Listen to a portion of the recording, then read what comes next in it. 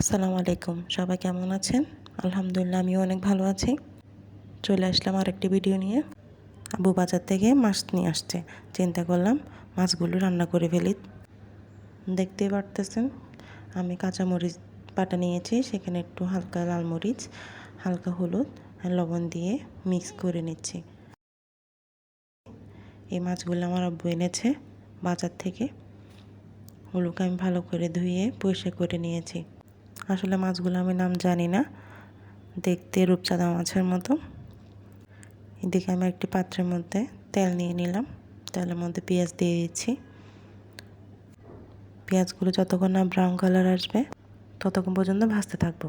Brown colour চলে আসলে আমি যে মিক্সচারটা করে রেখেছিলাম সেটাই দিয়ে দিব। এবার সেগুলো দিয়ে ভালো করে কষিয়ে নেব। ভালো করে কষাইতে হবে, কারণ যত কষাবেন ততই মজা। যতক্ষণ পর্যন্ত এভাবে তেল ভেসে ওঠে উপরে, তেল ভেসে উঠলে আমি ওখানে টমেটোগুলো দিয়ে দিব।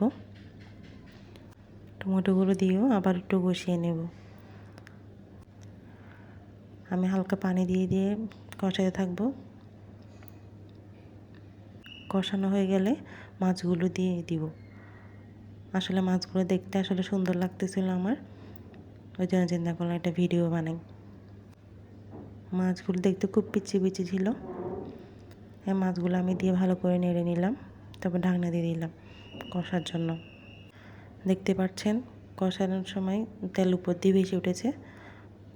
তখনই আমি পানি দিয়ে দিব ঝোলের জন্য, যতটুকু আপনারা ঝোল খাবেন ততটুকু। ঝোল দিয়ে একটু সিদ্ধ করে নেব, 5 থেকে 10 মিনিট সিদ্ধ করে নেব। তারপর দিয়ে দিব এখানে ধনেপাতা।